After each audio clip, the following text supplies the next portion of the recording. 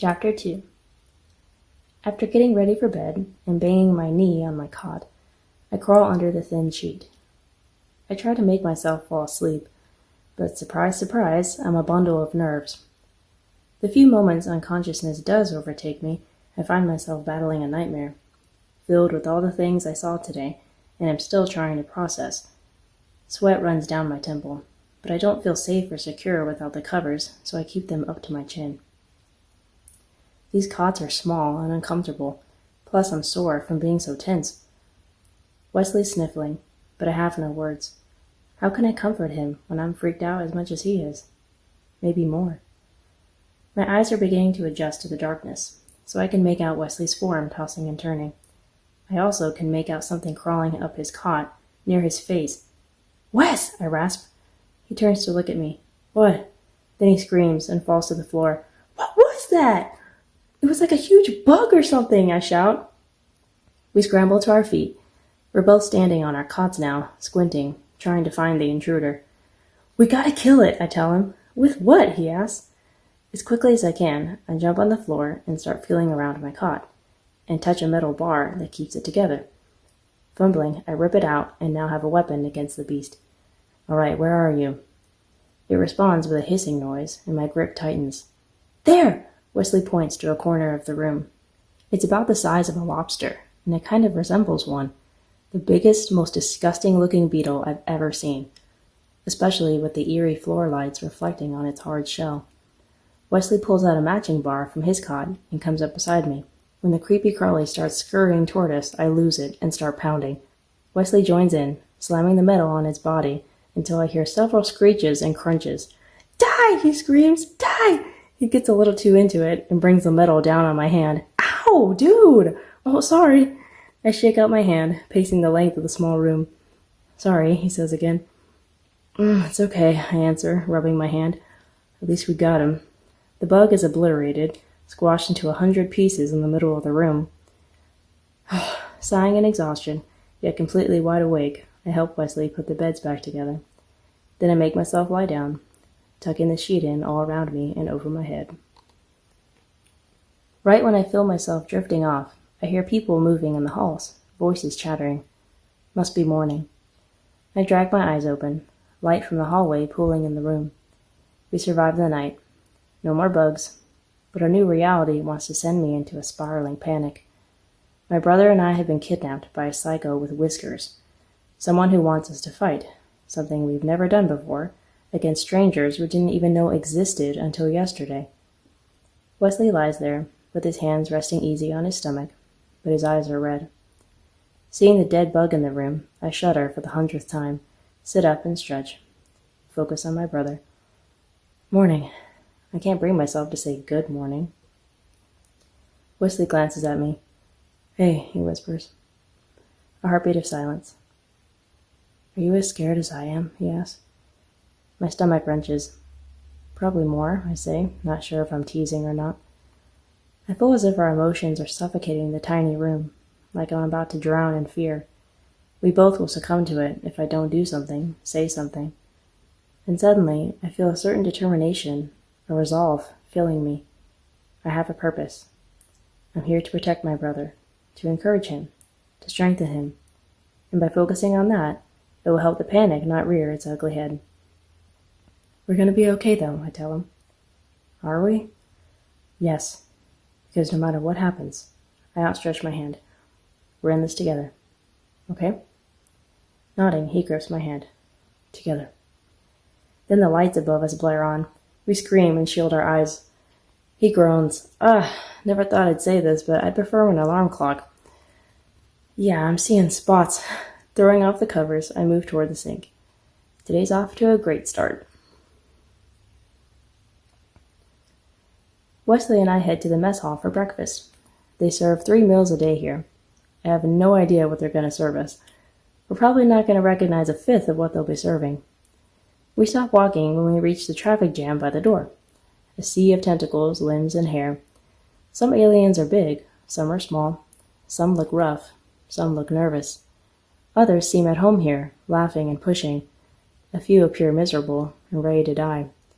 More bodies swarm, squishing and mashing us into other strange-looking strangers. When we start inching along again, I keep Wesley in front of me, keep him with me. I already see sweat on his temple.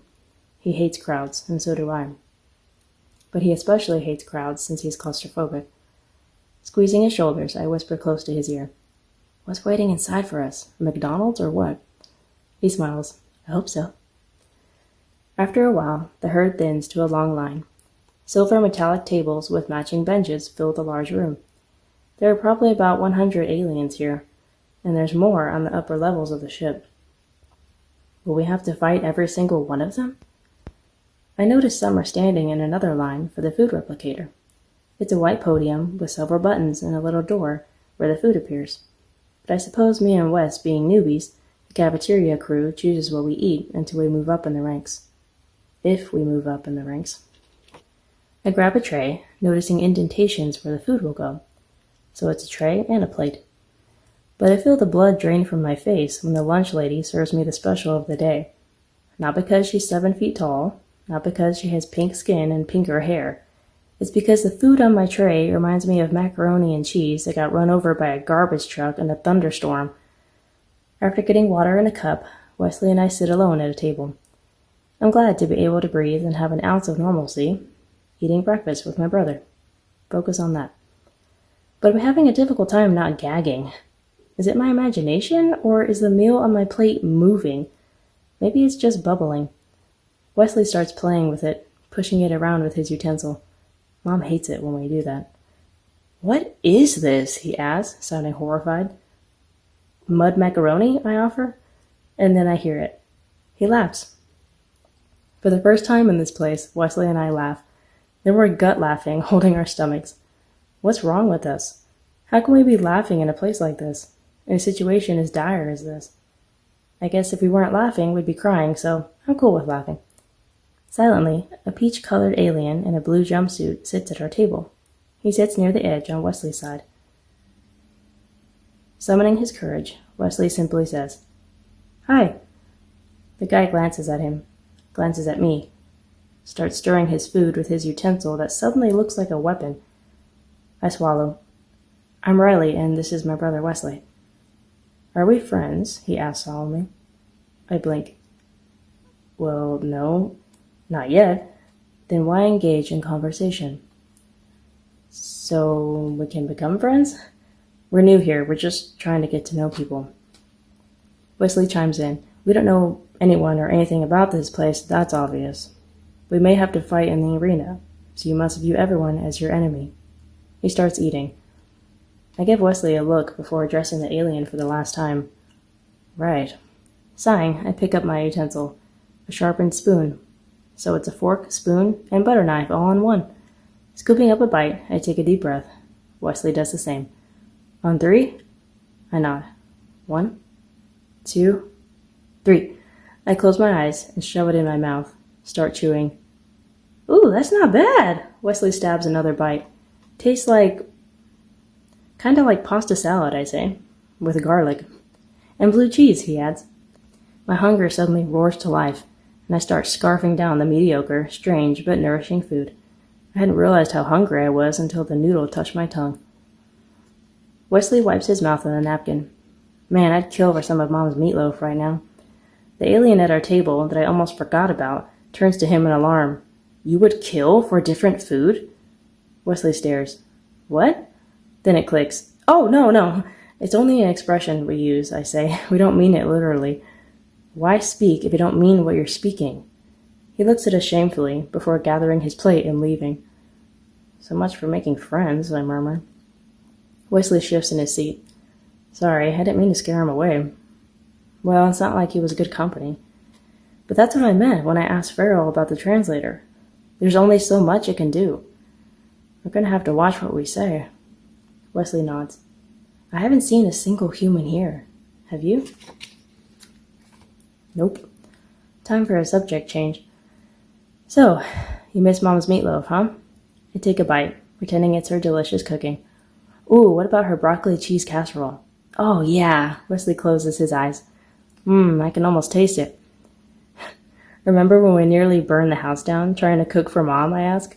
He snickers, taking a drink of water. It was your bright idea. I just went along with it.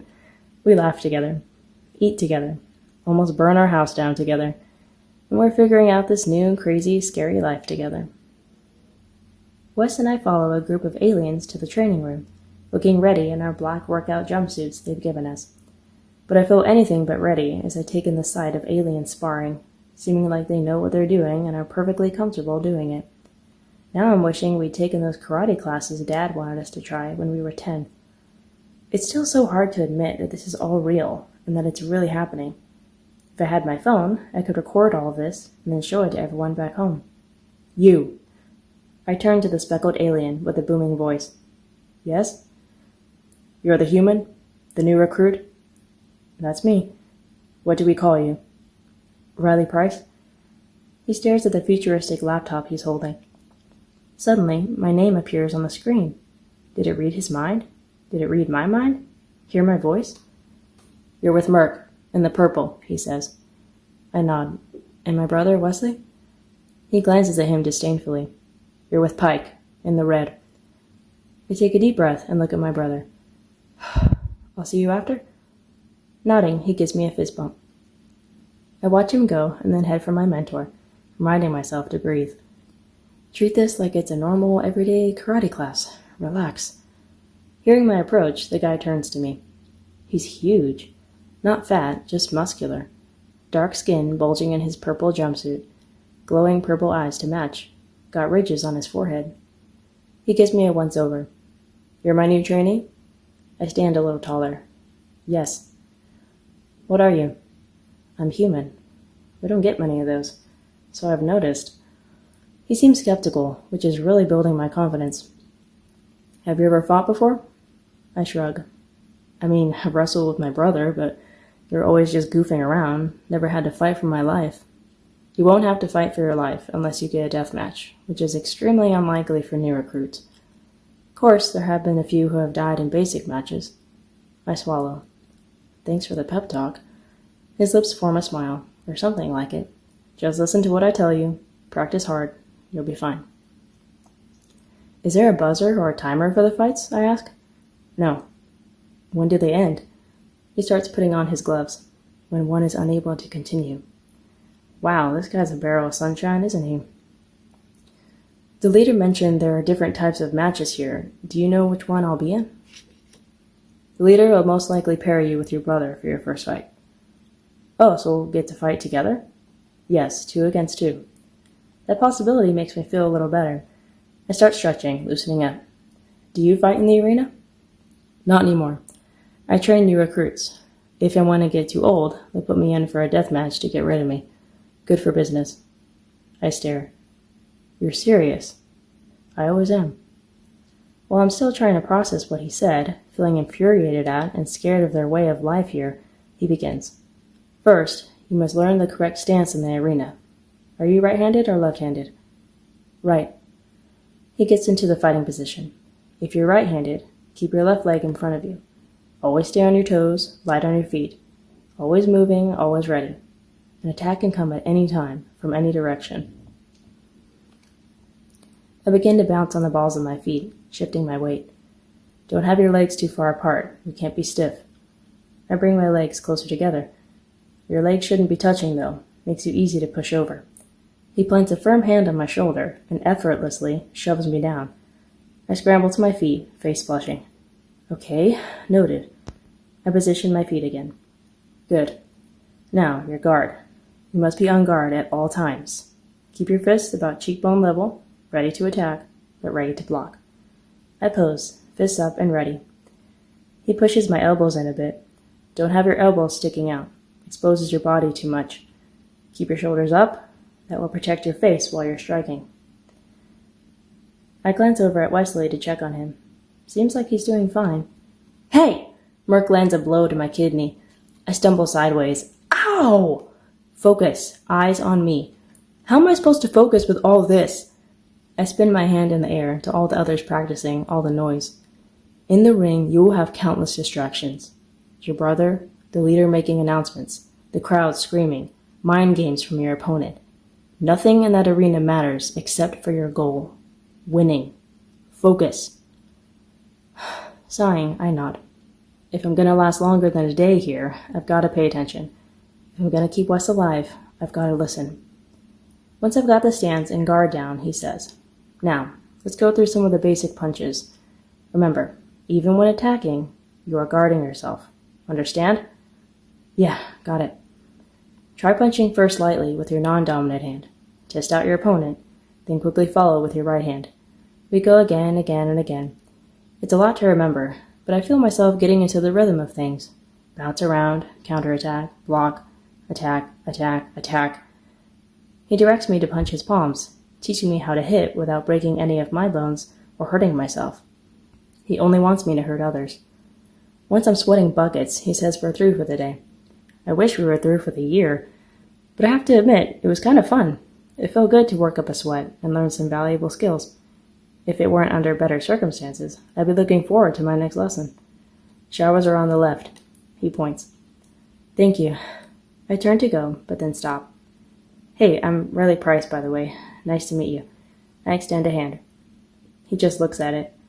"There's nothing in your hand." I stifle a laugh. "Sorry, it's a human custom.